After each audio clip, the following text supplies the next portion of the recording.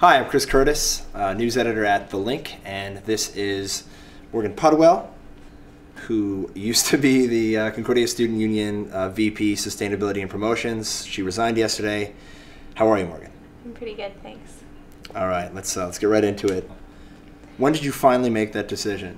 The executive had an executive meeting on Wednesday, this past Wednesday, where they approached me and basically they went around the table talking about how they didn't trust me and they thought that I had an agenda that didn't fit within their own and that I was not standing up enough for their actions and for the union. And they also said that I wasn't doing my job. You listed the student center as one of the first factors that led you to questioning your position within the CSU. Mm-hmm. Basically, when we came into office, we already knew that the student center had failed in the previous referendum, and it was sort of understood by me that we learned from that and we were going to take this agreement and make it better for students and work towards something that students could support. And that was my understanding going into the campaigning period, that we had done the best we could, and then finally I had to read about it in the newspapers and I had to hear about it from students, all these questionable things that were going on, finding out that the contract hadn't been changed at all really since 2009. And it really hurt that the executive, one, knew a lot of information and they didn't tell me simply because they knew that I wouldn't be okay with it. And two, when I did ask them about it, they were like, oh yeah, we knew. It's okay. I think that students were lied to during that campaign, and I think that there was a lot of pressure on me to tell students to vote yes, and when I refused to do so, the executive saw that as a breaking of trust and a breaking of support, whereas I see that as it was my job not to support it. I've never been presented with any other option than the Faubourg Centre. So for them to talk about the fact that it's only one of many, to my knowledge, isn't true, and it's the only centre that anyone ever talks about anyways. Also, as far as engaging students in dialogue about it, talking to them about what they wanted, it was a false campaign around this idea of, oh, you can tell us what you want and we'll totally make it happen. But when you look at the agreement, basically what they forgot to mention is when we get this great student space, we're actually going to lose all the student space that we have. So things like the 7th floor office, all the club's offices are all going to be pushed into one building that's far away from the center of campus right now. And they claimed that there'd be more clubs offices. When you look at the way it's laid out, it's actually less clubs offices than we have now. And then also things like fee levies were going to be expected to move there as well, even though they're completely autonomous from the CSU. I think that there's a lot of miscommunication there. What about university governance? I mean, I know there's been all kinds of controversy with the board. Mm-hmm. How did that breakdown start? Where you feel that the students elected to represent the students on the board weren't doing that? You look at the motions that students have passed at council, at the IGM, even just some of the issues that came up around the student center, that came up when Judith Woodsworth left. A lot of these things, I mean, if I heard that as a student representative on the Board of Governors, I would, at the next meeting, bring it up. And yet, at a lot of these meetings, they don't even say anything. Was there any reason in particular you didn't actually make a statement at the Board of Governors meeting? I came late, so I wanted to add it to the agenda, everything that I was mandated at council to say, but it was kind of an awkward time to slide it in. That was my fault, and I take responsibility for not saying that, but I'll make sure I say it at the next Board of Governors meeting. And the other student reps, or I mean Dabshi, the other people that were there didn't have any concerns. None of the student representatives said anything. Yeah. And I'm sure that it's a really intimidating room to be in. Those are some really wealthy people with a lot of power in the world. But at the end of the day, they need to be able to say that they represented students, and I don't know if they've done that at all right now. All right. Now this is a bit of a dicey issue. The next point of your letter of resignation. potential financial mismanagement. You say that some of the numbers presented to you were fabricated. Could you elaborate on that, please? I don't actually know for sure if they were fabricated.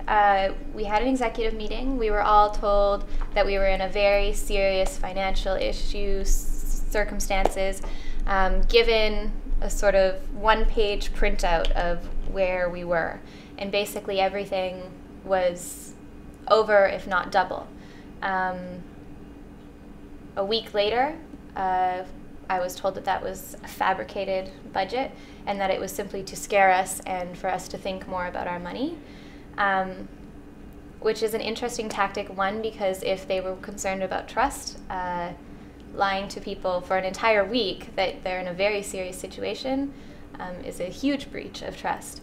It's also illegal. Yeah, and also to tell us then that we were not allowed to talk to anyone about it was a very serious concern of mine.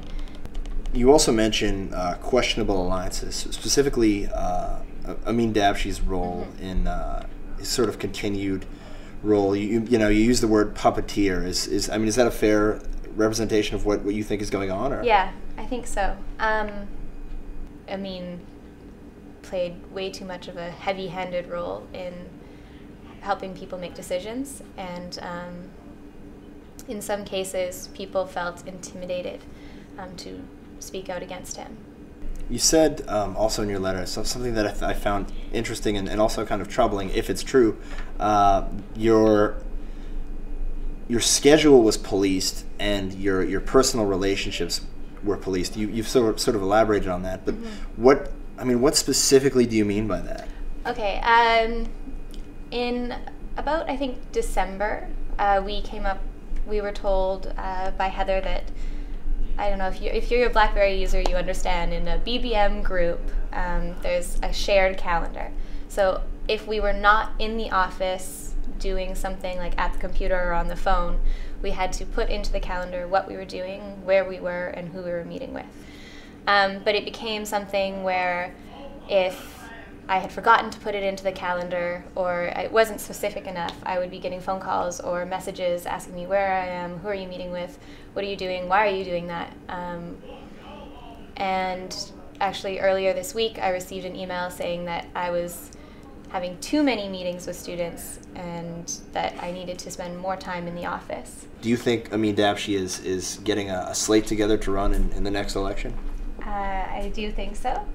Was I privy to any of these meetings? No. But I have had several students talk to me about it, students who have been approached by Amin Dabshi to be on the team, students who were on the team for a brief second and then realized that they were really uncomfortable with his involvement there. It could be a whole bunch of rumors, but that's a lot of rumors pointing to one place. There seems to also be a lot of fence sitting, a lot of abstentions, a lot of people that really don't want to take a side either way. Yeah. Why is that, in your opinion? I think that counselors were not necessarily chosen because they are people who are representing students. I think that a lot of them are well-known students, and that has led to this sort of idea of, well, they don't really know what their students want them to do. Is the timing of this resignation politically motivated? Politically motivated in the sense that this is a really important time at Concordia, and before students go voting for things, I think they need to understand that there are a lot of issues that need to be addressed. As far as continuing there as I had concerns, I wish that I didn't have to resign at all. I wish that we could have dealt with these issues in a meaningful way and continued and hopefully represented students better, but it continued to not happen, and at this point there was no way for me to do my job in a useful way that I could have remained there any longer. All right, so one last question. Elections do start in a week and a half. Are you completely turned off politics at this point, or do you think you might be making a run for office next year? I'm going to stay around in any capacity. I think whether I'm on the CSU or not, I will continue to be involved in the movement of students, especially with regards to tuition fee increases and university governance and sustainability. Beyond that, I can't really say. I just want to be involved in some way and represent students and make sure that other students are representing them. Well, thank you very much. Thank you.